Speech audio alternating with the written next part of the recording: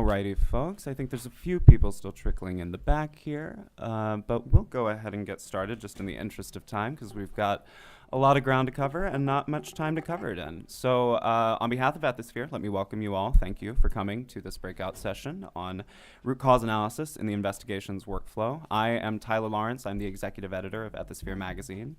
And so I am part of the team here at Ethisphere. I'm one of our New York-based employees. And this topic, I'm glad to see it has gotten such interest from all of you. It's been of interest to us at Ethisphere here for quite a while now, and growing interest.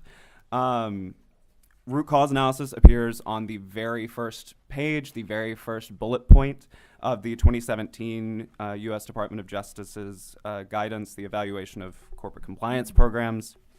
From there, it became even more of a hot topic after root cause analysis was one of the major things pinpointed in the Wells Fargo investigation in the aftermath of that scandal. And so since all of that happened over the last 18 months or so, Ethisphere has seen increasing conversation around root cause as an area of interest and concern from our Bella members, from the companies we work with as in doing our compliance program assessments. And to the point that last summer, Ethisphere actually put together a survey on root cause best practices among the Bella community. And just to kind of set the tone for this conversation, before I introduce our illustrious panelists, I want to throw out just a few data points that we had from the Bella community from that survey. So, of the companies who we work with there, who answered the survey, 20% perform root cause analysis on all of the investigations that they do. 24% of those companies only do root cause analysis on compliance investigations. 18% do it on a subset of investigations, usually the biggest fish that they have to fry. But 40% of companies still aren't doing root cause analysis at all, right? And so this is now 2 years after the DOJ's guidance has been out. This is definitely something that the regulators are expecting, and companies are still struggling to catch up, which is why we're here having this conversation. Only 26% of the companies who responded to our survey had a formal root cause taxonomy for their investigators to plug into. Most of them just had an empty text field for investigators to type up what they think had happened. 94% of companies that we talked to, the compliance or legal teams conduct investigations, and 93% had HR teams conducting investigations. 31% of companies actually had a standalone investigations unit. 51% of the compliance teams trained their own investigators. 33% of companies actually trained all of the investigators from all the different units together in the same methodology. And 76% of companies share root cause trends among all senior management. 14% make root cause information available publicly as part of their reporting. So one of the things that I want to get into, though, just to set the tone here, is that none of these numbers are quote-unquote correct, right? The best practices for your organization are going to look very different than the best practices at a different organization, depending on where you are in your root cause and investigations journey, how robust your program is, what kind of issues you deal with. And our panelists here today come from 3 very different organizations who are in different places in their journeys, and hopefully they can shed a little bit of light on something that will be helpful to you, no matter where your company is on root cause or how confident you are in what you're doing. And so with that to set the stage, panelists, can you please introduce yourselves? As I get started, good morning, everyone. I'm Michelle Brown. I am the Chief Ethics and Compliance Officer and Deputy General Counsel of Leidos. As you heard from Roger this morning, Leidos is a Fortune 500 information technology, engineering, and science services and solutions provider for the defense, intelligence, homeland security, health, and civilian markets. And in my role, I oversee our investigations and whistleblower program, among other things. And this includes the monitoring and tracking of our enterprise case management system with regard to all of internal concerns and investigations in the company. Hi everyone, I'm Tiffany Archer. I'm with Panasonic Avionics. I am the Regional Compliance Officer and Corporate Compliance Counsel for our North and South America regions as well as Europe. I am involved directly in investigations to the extent that they are within the regions that I oversee. And I also provide support to our lead investigator and our chief compliance officer as it relates to our investigations workflow. And then generally speaking, I handle all compliance-related matters, so the standing up of policies and procedures, implementation of new controls, helping to execute on any remediation plans that may come out of our investigations. So in short, that's my role. And thank you for having me. Hi, good morning. Sonia Zeladon. I am the Senior Investigations Counsel for the Americas for Nokia Corporation. So I handle the investigations, compliance-related investigations for the Americas, as well as assist in the integrated management system of our cases that go to triage and get assigned to the different investigators that we will talk about in detail. Thank you. Thank you all so much. So the way I'm going to kind of structure the panel is we're going to go through the investigations process, from the training of the investigators all the way to what happens after root cause determination has been finished. And then hopefully there will be a little bit of time at the end to take questions from all of you in the audience, since I'm sure you will have some. So first, can each of you talk a little bit about how you, at your companies, train investigators? Are you training them just within your compliance departments? Is the training universal across all investigative functions? And is there anything that you are doing that you particularly like or are particularly proud of in terms of your investigator training? Okay, just to start, I think I just want to give a little bit of a background of how we handle investigations, which informs how we conduct and handle our training. So we do not have a one-size-fits-all approach at the company, meaning we don't have one group in our company who handles all investigations. When a concern comes in, our office, Ethics and Compliance, is what's called, we triage the concern to determine, based upon the underlying issue, which functional subject matter expert would be best suited to lead that investigation. And across the critical investigative functions, excuse me, to include not only ethics, legal, internal audit, human resources / workplace relations, and security, we have seasoned senior investigators. And this also ensures also that they are independent and objective in conducting the investigation. So for us, excuse me, our training in general, so as I mentioned, they're already kind of experts in their respective disciplines. So our role really emphasizes collaboration, workflow, documentation, process. And with respect to root cause, it was our office that really took the lead about 3 years ago in creating and implementing a root cause program across the company.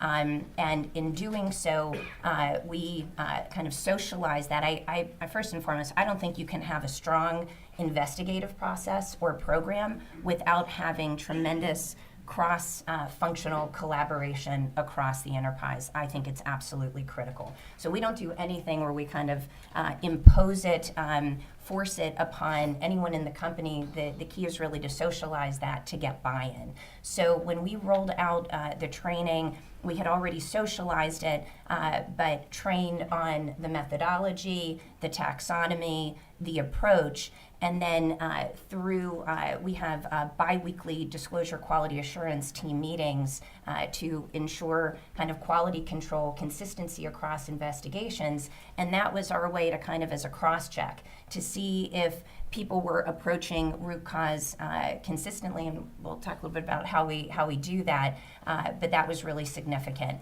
And then on an annual basis, we revisit that training. We had a merger a few years ago with Lockheed Martin's information systems and global solutions business. So with that came a lot of new investigators, really also training them and getting them up to speed on the process as well. Yeah. Oh, sorry. We have a very similar triage system, but we do have 3 different functions who kind of do the investigation. So we have an HR investigation function who investigate HR-related cases. Then we have the BIG, which I'm a part of, which is the Business Integrity Group that does the compliance-related investigation and cases where there's systemic issues with in the company. And then we have health, security, and safety, which do workplace issues. And then what we try to do from the BAG perspective is trying to train all investigators so we can have a very comprehensive methodology where we're able to track how investigators follow cases from beginning to end. And we have the great benefit that a lot of our investigators are either former DOJ prosecutors or the serious fraud offices, so they bring a lot of their methodology to kind of help with the investigation process. And so we do trainings from the HR investigators and HSSE, so we can have a comprehensive root cause analysis at the end of the investigation. At the same time, we do give them a lot of independence, right? So they go about and do their investigation separately, but then we report to the board and to the business functions and to the regional functions collectively. So we want to make sure that at least we have the same system in place, so things are cohesive. So unlike my colleagues at Panasonic Avionics, our investigations process, workflow, procedure is still in an evolving state. Initially, our investigative process sat with our safety and security department. It then was transferred to our HR department, and then more recently, it was transferred to the Office of Compliance and Ethics, which is where I sit. So within that function, we have been undertaking a number of initiatives to try to stand up a program that really does support, strong, clean, clear, effective investigations. Some of the initiatives include we have a new investigative workshop that we're rolling out so that we can streamline our process, have more consistency across our organization and across our business units so that they're applying the same types of principles and skills, issue spotting techniques, et cetera. We're also working on a new investigative procedure where we're working on a new investigative procedure so that all of the people who are involved in investigations are checking in to our lead investigator and checking in to our CCO on a regular basis to make sure that the appropriate updates are given, that they're getting real-time feedback on how to potentially implement or have better outcomes as far as interviewing witnesses and going through the investigative process. As far as training is concerned, we have a compliance committee and we also have an investigations committee. And during those times, that's when we have key business stakeholders in the room, as well as those who are assisting with the investigations, to again give check-ins, to give real-time updates, and to also get feedback from senior management to try to understand whether they're touching on the appropriate issues. And when it does come time to making a determination about root cause analysis, they have the appropriate facts and information gathered in order to develop and assign the appropriate taxonomy. Great. So in terms of getting to the point where you all have a unified investigations and root cause protocol, how did you get buy-in from other functions across your organizations for that? And in particular, did your board play any role in the process, board or other senior executives? You want to start, Sam? Sure. I think trying to find the root cause of where all kind of cases happened and try to prevent from future missteps was we didn't have to do a buy-in. I think we have a very strong commitment to try to do the right thing and try to mitigate the risk. So there wasn't a lot of buy-in to try to do the root cause or even to enforce those things. What we had a little bit of challenge is try to get the cross-functionality implementation. So trying to get different finance, audit, and all the different functions to kind of be integrated in some parts of the investigation. But once that was explained as to how it was so important to try to figure out and to prevent future issues within the company, then everybody thought it was a no-brainer. But we do have a really robust data analytics and a data analytics group that sits in the BIG with the Business Integrity Group that provides a lot of data, we were really believers that if you give the business data, the data that makes sense and the data that kind of it helps them execute their function and their businesses, and then that the data will speak for itself, and that's what happened for us. So we didn't have too much trouble. Yeah, and I was fortunate when I took on my current role about 3 years ago. It was clear that this was a priority of our management team as well as our board.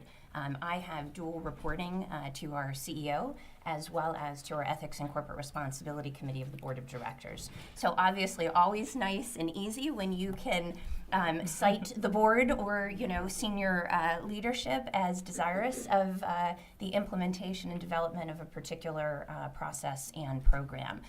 But that said, we already had a robust investigative process, and so I think that there was a great desire to take that program even further and to really have the corrective action in large part be driven by the root causes that the investigators were finding.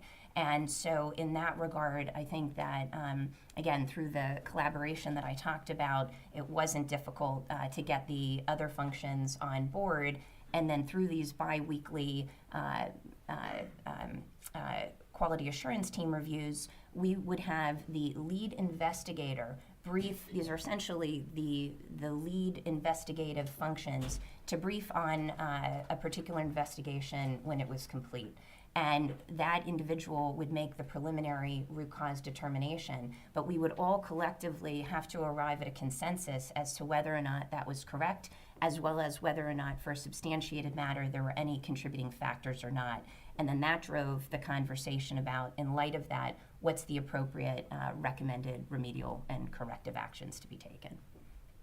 So at Panasonic Avionics, in terms of how we approach buy-in, our investigative function reports into our Chief Compliance Officer, and she prefers the word collaboration. So we collaborate and partner with our stakeholders.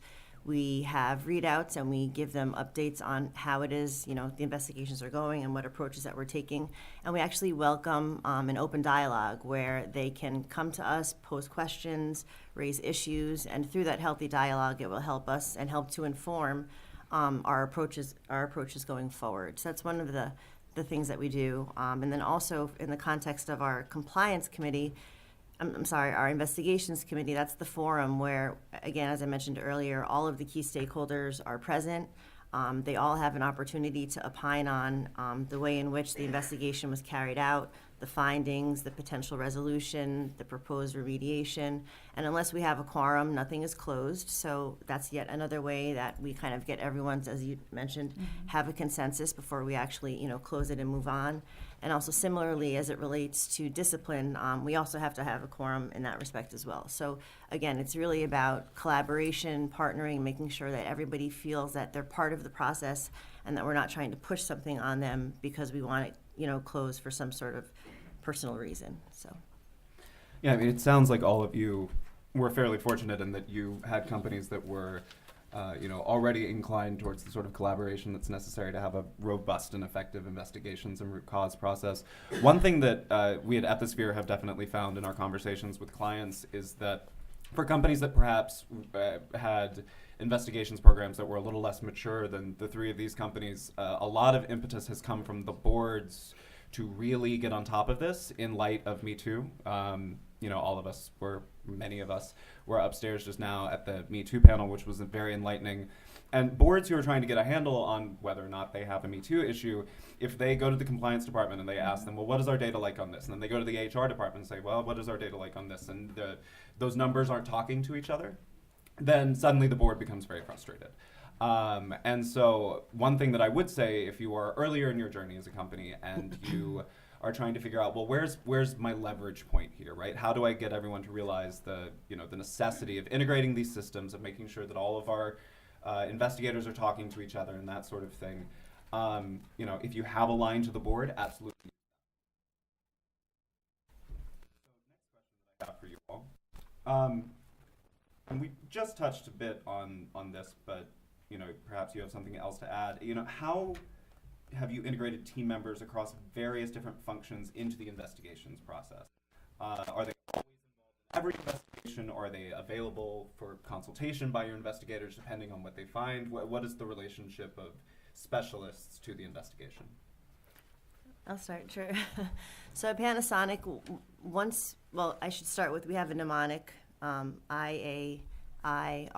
So intake, assessment, investigation, reporting, and then resolution, which is another means in which we're able to kind of streamline the process, and hopefully each of our investigators are at a minimum following those guideposts as they move through the process. In terms of, I'm sorry, what was the?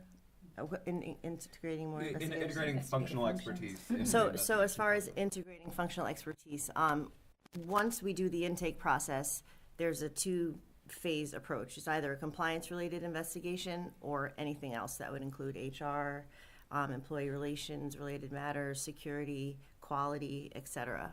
So to the extent it does come to compliance, we do an initial assessment to see if this is something that needs to be escalated. So if it may be involving financial fraud, an FCPA violation, or other legal investigation, that might go to our GC. Sometimes we would engage outside counsel. And then accordingly throughout the process, we integrate the appropriate investigators depending on the subject matter. So to the extent it's compliance, it stays in compliance. Our lead investigator will then rally the troops, so to speak, and get the appropriate subject matter experts in to help delve into the facts and really make sure that they get an understanding of what the context of the case is, and ultimately take it to resolution. And then similarly in the other course, we'll take HR, sometimes internal audit is involved, and other key stakeholders who, again, have the expertise to really delve into the allegation and figure out how best to resolve and remediate. The triage system is very similar to Tiffany's, except that we have three buckets, like I mentioned, right? HR, the business integrity group, and then health, safety, and security. If it goes and it's assigned to what we call the BIG, the business integrity group, then it's not a one-size-fits-all, right? So depending on the matter and the complexity of the matter, then we will ask, our collective stakeholders to kind of assist with the investigation. Now it depends, right? If we don't know how systemic the problem is, then you're less likely to engage people outside of compliance, right? So we make those determinations. We look at the case. We decide if there is a need for people with the expertise to join in the investigation, or it's to consult with them. So as I think you mentioned, a financial fraud case, often enough we will work with internal audit, we will work with finance, and we are a very matrix organization, so everybody's very accustomed to working together, which makes our job very easy or easier, but there is no bright line or rule, right? It depends on the complexity and depends on the stakeholders and depends on how systemic the issue, depends on the why, right? One of the things that we always ask is what, who, where, and why. So, and we'll try to work backwards. So when we kind of have identified the why, then we kind of try to bring in our stakeholders. But it's very case-by-case basis.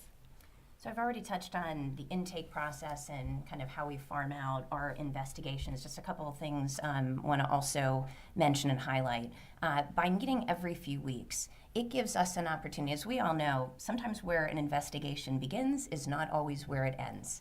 And often it can, tentacles can come from one original concern. And so by having these periodic conversations, it allows kind of other experts in the room to kind of catch on to things that are being said, to realize that, okay, well, maybe this started as a workplace relations issue, but are we also hearing that perhaps there's some mischarging or misuse concerns now that are involved as well, and can bring in that additional cross-functional expertise from an investigative perspective. We coordinate very closely with the other functions when it comes to reporting. As I mentioned, we report on a quarterly basis. I report to our senior management team. We call it our ethics review board, and then also on a quarterly basis to our board, and then once on an annual basis. So as we see the various trends that come in, we don't profess to know it all. Over 50% of the cases happen to be workplace relations in nature. care, as an example, inappropriate workplace behavior, discrimination, harassment, both sexual and non-sexual, as an example. So we'll partner with WR looking at the statistics from a particular quarter, sometimes over time, to help identify trends and spot issues. And we do that there, and then also at the group level to really help individual group presidents and senior leadership teams, and then within the business organizations, help better understand what's going on within their respective organizations and how that compares cross-functionally. And then additionally, on a quarterly basis, all of the investigators meet. We hold after action reviews. And it's an opportunity really just to get together to talk about what we're seeing, talk about any best practices, particular case studies. Perhaps there have been some regulatory changes or policy updates. So it's another opportunity for us to all come together and talk about those things as well. Mm-hmm. Getting the investigators together too reminds me that when we were putting together the root cause report for Bella, one of the companies to whom we spoke had a system where they trained all of their investigators, no matter what function they specialized in, all together. And they were all given sort of the same basic set of tools. And it also made sure that all the investigators knew each other, which was nice because it meant that, as Michelle said, you know, your problem children in compliance are probably also HR's problem children. They may also be safety's problem children. And having an investigator who goes in for one thing and then discovers several other problems, well, if all the investigators are trained together, or they have a chance to get to know each other, then it's much easier for him to say, okay, well, I'm here to investigate this HR thing. I don't know anything about fraud, but I know, you know, that investigator Benny, who I met at the training, you know, he's a fraud guy, so maybe I can bring him in, right?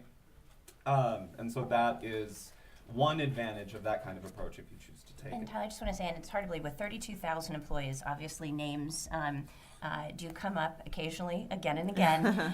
But through this approach, I can't tell you how many times a particular concern will come in, and whether it's a referring source or the subject, someone will be like, wait a sec, that name sounds really familiar, or gosh, we just had an investigation involving that individual, so many months ago. Now, as a matter of practice, for every concern that comes in, one of the first things we do is to check our enterprise case management system to see whether the individual, again, is the referring source, the subject has come up in any other prior investigations. But firsthand memory and recollection at times can really prove to be invaluable and kind of set the stage in a lot of ways. Mm-hmm. Yeah, and I just want to add what we when I was mentioning about the case about one size does not fit all, is that when we have to maintain the privilege, then it's like a whole other conversation and issue about what stakeholders and who gets involved and all that kind of stuff. Because, as you all know, it's a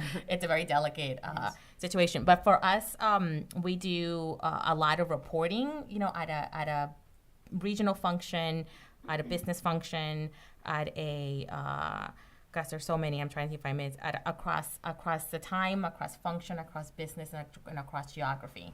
And when we do this report, we sanitize them to make sure confidentiality and all those kind of things.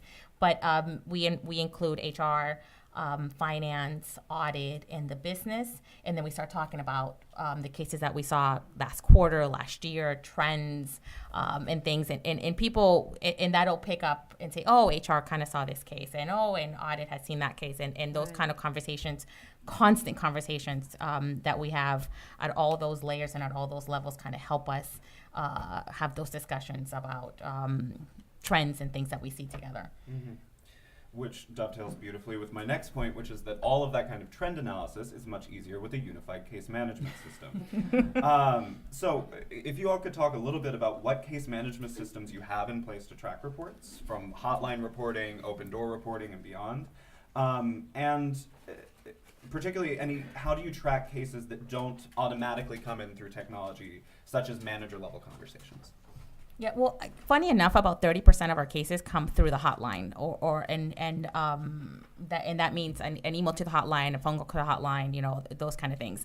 The remainder either come cases that we proactively open based on something that audit or someone else has identified, and other ones where the managers roll up the information, or the ombuds. We have an ombuds program, but all of that gets put together and gets triaged into our unified in-case management system, and that kind of spits out a we're 100,000 employees, so like a massive amount of data that gets then teased out and put into Power BI. I don't know if you guys know, and it's a great tool to kind of spot out trends. So we use Power BI. I'm not plugging Power BI or anything, but that's just one of the functions. And then there's like 1,000 other apps and methodology that you can do it. So we try to get a lot of data and try to analyze it as best we can, but put it onto one pot and then tease that out. Mm-hmm. And is that the same platform that you all are using? HR is using all of your... Everyone. Okay. So, All of your functions. everything, HR, safety, every even compliance, guidance gets tracked into one system, and then because the reporting is the same. So the BIG that kind of reports to the chief compliance officer, our function is responsible for all the reporting across functions, across regions, and then up to the internal auditors, external auditors, and the board. So everything has to come in through the one place because it gets reported out one way. Mm-hmm. So all of our information is routed into our case management system, which is NavX. To the extent something is escalated through a manager or opened because of research or a finding that may have been made through internal audit or otherwise, that's still given to our lead investigator, who then inputs that information into NavX. We do routine reporting on our NavX data to try to look at trends, to try to understand which cases we should be approaching first, how to segregate them and send them out to the appropriate parties. And we also most recently have rolled out a data analytics platform, which actually allows us to do a lot of slicing and dicing and looking at the metrics and the data from different shapes and forms, so that we can also continue to see what the trends are, what the information's really looking like, and whether there are areas where more controls need to be put in place that didn't necessarily come out of the resolution or the remediation plan for that investigation. And it also gives us a chance to just really have a real-time view on what is happening in the business on a day-to-day basis. When I joined our company about 10 and a half years ago, we did not have a sophisticated hotline program. There literally was a red phone in someone's office. Hopefully they were there when a concern came in. And it was really kind of a siloed approach across the functions. There literally were spreadsheets, and every now and then they'd get together to talk about investigations. And what happened was a very serious concern fell through the cracks. Mm-hmm. And that's what gave rise to us implementing an independent third-party provided hotline and enterprise case management system, and we too use NavX for their ethics point system. Only about 30% of our cases come in via the hotline. So we have 7 other channels for reporting. So in our case, that means that over 70% of our cases, our concerns are actually going to an actual person at our company. And we have worked very hard, in particular, not only educating our employees of the various channels, but in particular managers and HR. I would say the majority of concerns that come in outside of the hotline go to management or line HR, educating them about our process and the importance of escalation to ensure that all concerns do ultimately find their way up to ethics and compliance, and then also are tracked in our enterprise case management system.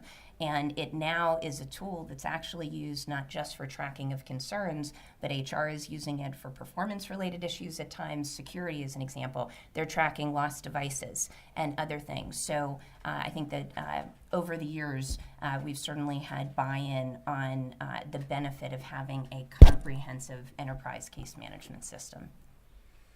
And the case management system is definitely one situation where, having a little bit of push from the top, like I said earlier, whether it's from the board or from the CEO, if you're really attached to your spreadsheets and HR is really attached to their spreadsheets and nobody wants to budge on that, it can be a lot easier to find agreement real quick when suddenly the board is saying, no, we need this yesterday. So next question, getting actually into root cause determination. Who at each of your organizations makes the actual determination of root cause? Is it the investigator? Is it the investigator in conjunction with the business unit? Is it the groups, the panels that you were talking about that each of you have? For us, it's the lead investigator in conjunction with our chief compliance officer. We don't associate a root cause taxonomy with every single case. We focus more so on what we consider significant cases. So as I mentioned earlier, those that may require the retention of outside counsel, financial fraud, FCPA violations, government or regulatory authority inquiries. So we really focus on those. And as I said earlier, our investigative workflow is still an evolving process. So we're certainly trying to improve and develop more applicable categories so that we can effectively use the root cause taxonomies to help inform our investigations on a go-forward basis. But it's certainly something that's, a work in progress for us. So right now our focus is really on just those more significant matters where the root cause and kind of the after effect or the consequence of it would be something that would be relevant to our business down the road. Yeah, for us, it's a main investigator, and then it gets vetted by, we have biweekly calls among all the investigations councils globally, and then we go through what we call also significant cases or systemic cases, and then we vet, peer vet the determination, and then it gets escalated up, at least the significant ones, to our chief compliance officer and others to kind of confirm that determination and then move on for remedial actions. And as I mentioned, we conduct root cause on any substantiated investigation, any substantiated concern. And it's the lead investigator who makes that preliminary determination and then ultimate consensus by the investigative functional leads at our biweekly DQuad.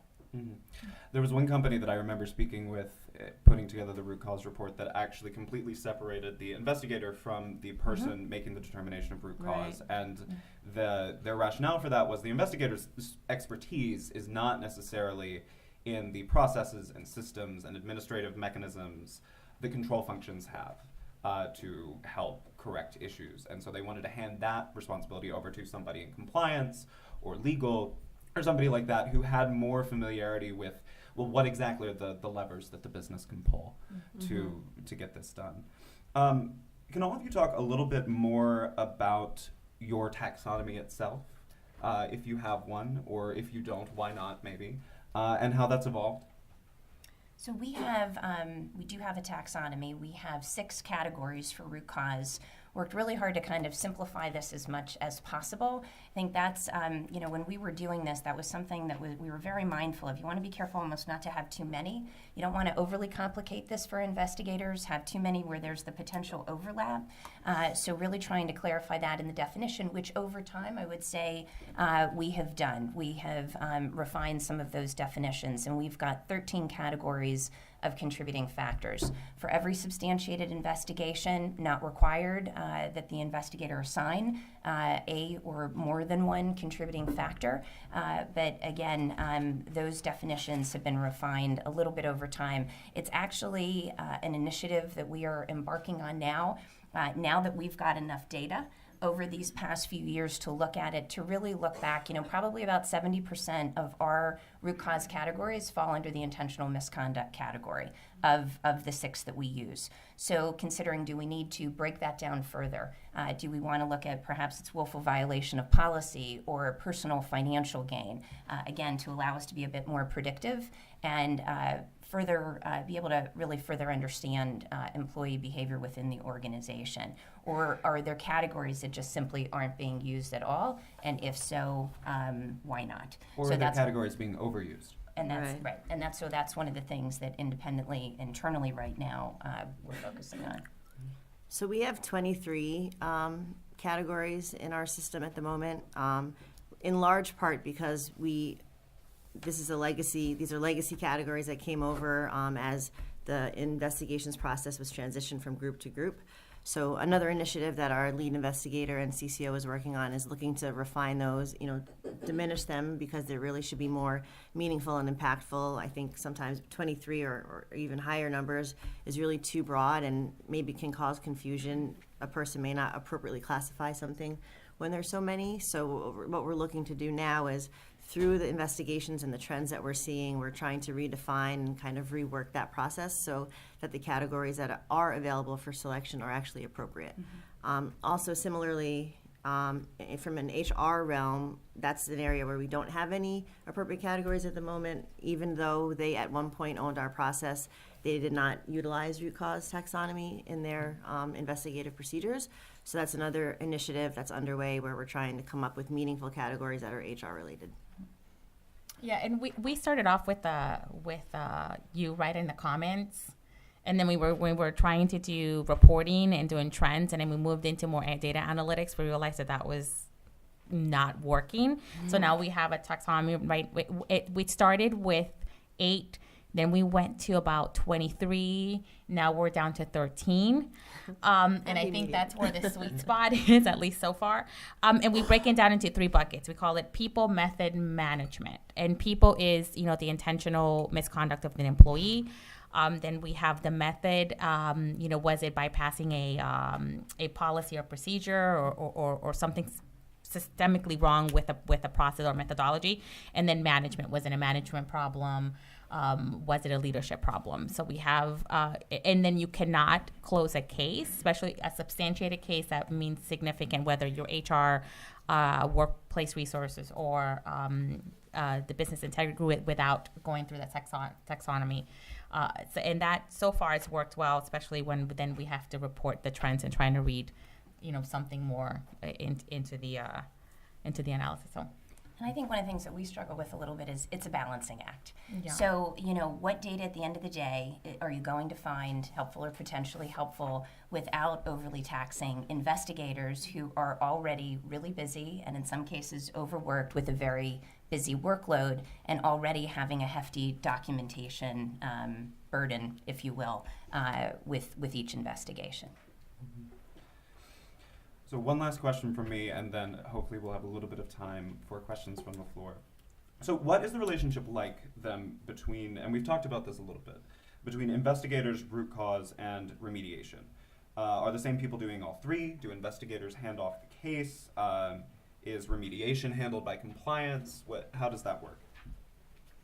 For us, there's no point of doing a root cause analysis if there's no remediation, right? So we don't hard close a case until we have confirmation that the remediation action has been completed, and then we have significant steps to do that. So that's usually handed off to whoever the subject matter expertise is, that was identified from the root cause. So if the root cause is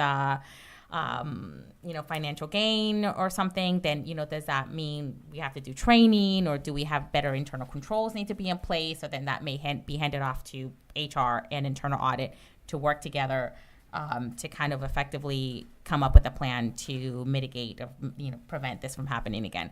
And then we will not hard close a case, and we use NAVEX as well, NAVEX, until we get confirmation from the stakeholders that has been implemented and done. Our lead investigator and CCO are the ones who determine what the root cause is. They determine when to close the case. Well, I should say they determine while meeting in our monthly investigations committee meeting when to close the case. For those, as far as who is involved in all of these processes, our lead investigator certainly does make sure that the remedial plans are working, and they do have oversight he does have oversight over that. We also work very closely with internal audit. And as I mentioned earlier, we're relying a lot on our data analytics platform that we've recently outsourced and built. There were some challenges there, as I'm sure many of you can imagine, as far as getting through IT, passing technology procurement approvals and things of that sort. But because that system is tied into all of our ERP systems, it gives us a lot of visibility into metrics and data that's really important in making sure that the remedial actions that are being put into place and the closure of the case is actually appropriate. So. And like Nokia, no case is formally closed out until the last remedial step has been taken. The investigator, again in consultation, working on this with our DQuat, determines what the recommendation with respect to corrective action should be. But the next step is probably the most significant one, which is getting the buy-in from management. We believe in our approaches, we make recommendations. It is the management that ultimately must own that decision that is made based upon that recommendation. And so the debrief involves management.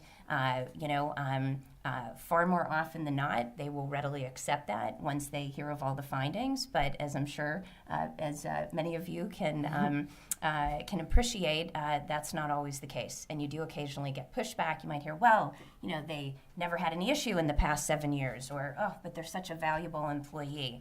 So that's where leveraging some of the statistics or past precedent on recommended action, disciplinary action is so important, and really getting them to understand what the risks are in not accepting this particular recommendation that's being presented, and really also getting them to understand that if you were to not follow this, if this were employee to stay on board, then this is on you the next time. And I think that that can be a really effective technique in getting them to appreciate then the significance of the risk that's being presented on a particular case. All right, thank you all so much. Any final words for our audience before I open it up to questions? Okay. Here in the second row. Yeah. I just have a question about not closing the case before the root cause analysis is done. How does that skew, or does it skew the metrics? And then also, what if it's, training or a policy implementation that might take months? How do you feel about that? How's that impacting the metrics? Yeah, we have two tracking numbers. So we have, we track on the date the investigators closed the case, and then the day the remedial action was implemented and done. Smart. Here in the front row. Have any of you guys incorporated any blockchain technology into your analytics? We're working on that. I think there's some really powerful tools in blockchain right now to work on that. And we're the tech company, right? So yeah, we're hopefully by the end of next quarter. There. What process do you have in place to make sure that the remediation actions that people committed to actually got done? We chase people constantly. We chase people constantly. Yeah, and then escalate when things haven't done. We're very thankful we have the buy-in, from upper management to do this, and then they get the readouts, and then they get the constant reporting, like I mentioned, at all levels. So we do mention, even when we do the reportings on a regional, we do regional, country, global, business group, all those, and then we do there's X, Y, and Z cases that haven't been closed due to remedial actions, and this is important because of the X, Y, and Z, and then it gets done, but we chase a lot. Yeah, we chase as well. We have reporting that goes out, but we also rely a lot on our internal audit group. The majority of the time, the remedial action or steps that we've set out in connection with an investigation is then added to internal audit's audit plan. So on a periodic review basis, they are supposed to be checking to make sure that those actions are actually being implemented and are effective and have been operationalized. To the extent they have not, we'll revisit those procedures, figure out whether different controls need to be put into place, or whether we need to open the investigation again to look a little bit more into kind of the underlying factors as to how we got there in the first place. But so internal audit is certainly someone in our back pocket who we really rely on heavily to make sure that we're keeping tabs on everything. Here in the front. This goes to Michelle's, her last point about the business owning the risk.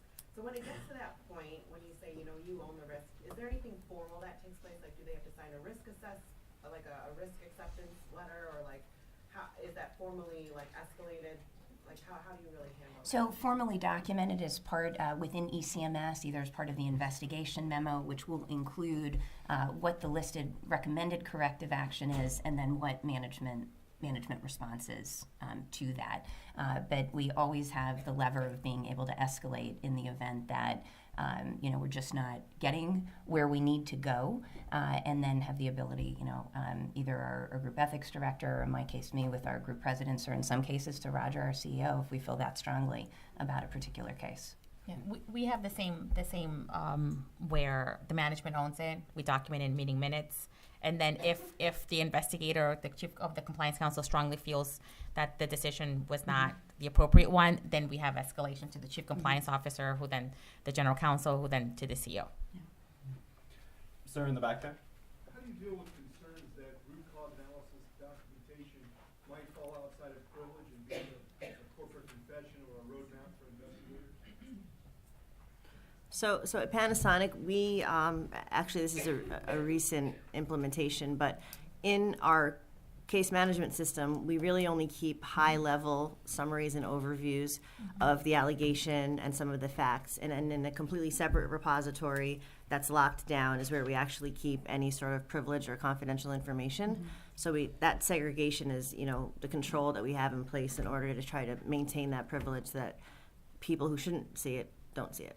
Yeah, we have a protected legal tier with extremely limited access as to who can have access to any of the information involving that particular case.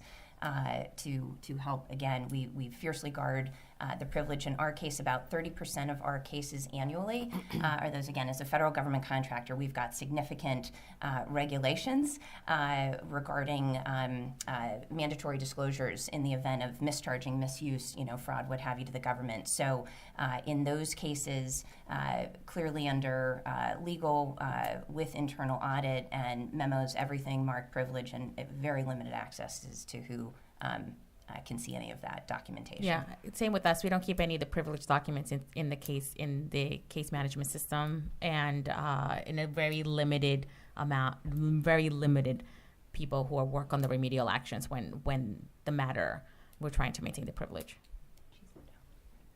I had an add-on question to that, because I do a lot of sort of the outside investigations, and then I work with the company, and my factual findings can form the basis of the root cause analysis. Correct. But because of the privilege issues, Yeah. it's very dicey for me as the outside investigator to get involved in talking to the business on the root causes, right? And how do you deal with it when your internal investigators are embedded with the business to deal with the root cause, right? It's very difficult. And what are the root cause documents coming out?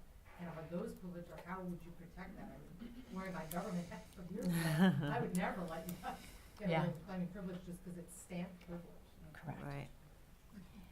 So we're really talking about, again, to your point, facts, not privileged, right? But when we're talking about the legal opinions, assessments, analysis, and overall conclusions, that's what we're going to guard quite fiercely. And in our case, frankly, almost virtually all, I would say, substantiated, misuse, mischarging cases. Nearly all. Occasionally we'll have some, ignorance, what have you, but largely I would say 98, 99% of the time it's intentional misconduct from a root cause perspective, which ultimately gives rise to termination. Other legal cases that aren't necessarily purely kind of ethics related aren't, we will handle those a little bit more offline, I will say, and not necessarily everything being documented within ECMS. Just to add on to that, in your root cause analysis, like I've done a lot of work for banks, and they have for a long time, because they're highly regulated, had to do very substantial root cause analysis because the regulators expect them to. DOJ is now expecting it. And there have to be sort of formulaic ways. What is the actual work product of your root cause? Right? Do you have different pie charts? Do you have different scenarios? What is the work product for how you determine the root cause? It's not just the intentional misconduct. Sure. How did the business work? And Sure. how did it allow it to happen? Sure. Right? And how do you work through that? Yes, in our case, just to follow up. So again, not always so simple, and depending upon the nature, I'm talking about kind of, I don't want to overly simplify misuse and mischarging cases, but the more complex legal investigations, so many different elements and components that give to it. It's very much case specific, and in no way a one size fits all approach for that. Woman right behind her. So in terms of discipline, there is a spectrum of proposed discipline, right, that is within the acceptable realm for management. For instance, impact to rewards, you don't prescribe how much it is, but you would like to see some kind of a discipline imposed, other determination where you feel strongly about it. But for those cases, sometimes you see a top performer bias. So for instance, if an employee is a top performer or a top executive, there is, even within the possibility of the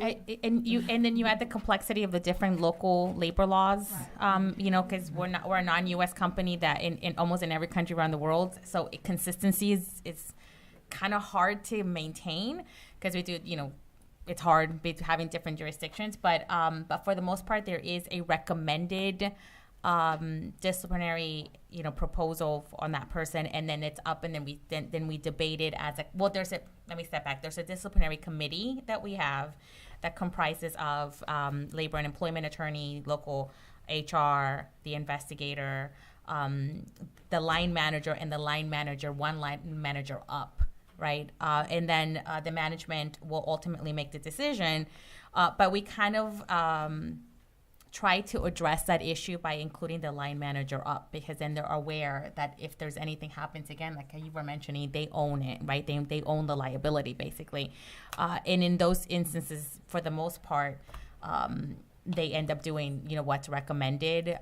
But we do make sure that it's a holistic, and then we talk about, okay, in similar matters, this is how it's been handled. And then when we document the decision, it's all the points, whether he was, he or she was a high performer or not, whether, there was previous, we also look into if there's previous accusations or previous issues with that person. So all that takes into account, and all that is really well documented afterwards. So in addition, we have a disciplinary matrix that we use as a reference point and kind of the starting off point in order to determine what's the appropriate discipline.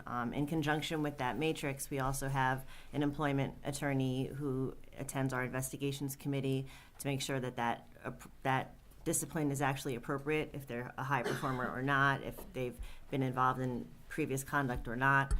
So we try to use a more standardized approach so that if ever questioned in the future, we can say that, this was the platform that we used in order to kind of jump off and apply the appropriate discipline given the conduct that person was involved with. So that's all the time we have for questions, unfortunately. I have been waved down, but our panelists will be sticking around. I will be sticking around. Thank you all so much for coming, and can you please give them a round of applause?